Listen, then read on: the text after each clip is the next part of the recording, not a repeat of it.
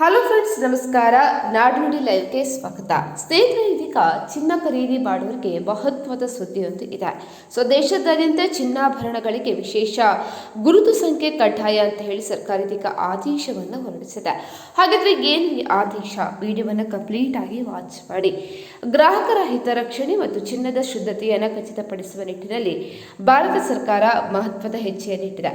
ಶೀಘ್ರದಲ್ಲೇ ದೇಶದಾದ್ಯಂತ ಮಾರಾಟವಾಗುವಂತಹ ಎಲ್ಲಾ ಚಿನ್ನಾಭರಣಗಳಿಗೆ ವಿಶಿಷ್ಟ ಗುರುತಿನ ಸಂಖ್ಯೆ ನಮೂದಿಸುವುದನ್ನು ಕಡ್ಡಾಯಗೊಳಿಸಲು ಸರ್ಕಾರ ಇದೀಗ ನಿರ್ಧಾರ ಮಾಡಿದೆ. ಈ ಮೊದಲು ದೇಶದ 380 ಜಿಲ್ಲೆಗಳಿಗೆ ಮಾತ್ರ ಈ ನಿಯಮ ಜಾರಿಯಲ್ಲಿತ್ತು. ಈಗ ಹೊಸದಾಗಿ 7 ಜಿಲ್ಲೆಗಳನ್ನು ಸೇರ್ಪಡೆಗೊಳಿಸಲಾಗಿದ್ದು, ಮುಂದಿನ ದಿನಗಳಲ್ಲಿ ಇದನ್ನು ದೇಶದಾದ್ಯಂತ ಕಡ್ಡಾಯಗೊಳಿಸಲಾಗುವುದು. ಹಾಗಾದರೆ ಏನಿದೆ ಇದು HUID? ಪ್ರತಿಯೊಂದು ಚಿನ್ನದ ಆಭರಣವು 6 ಅಂಕೆಗಳ ವಿಶಿಷ್ಟ ಹಾಲ್ಮಾರ್ಕ್ ಅಂದರೆ ಐಡೆಂಟಿಫಿಕೇಶನ್ ಕೋಡ್ ಅನ್ನು ಹೊಂದಿರುತ್ತದೆ.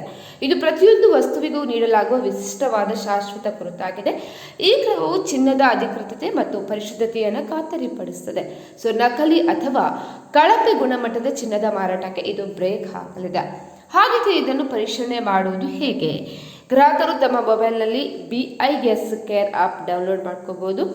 ಆಭರಣದ ಮೇಲಿರುವ 6 ಅಂಕೆಗಳ HUID ಕೋಡನ್ನು ಈ ಆ್ಯಪ್ನಲ್ಲಿ ನಮೂದಿಸುವ ಮೂಲಕ ಅದರ ಶುದ್ಧತೆ ಮತ್ತು ವಿಶ್ವಾಸಾರ್ಹತೆಯನ್ನು ಸ್ಥಳದಲ್ಲಿ ಪರಿಶೀಲನೆ ಮಾಡಬಹುದು.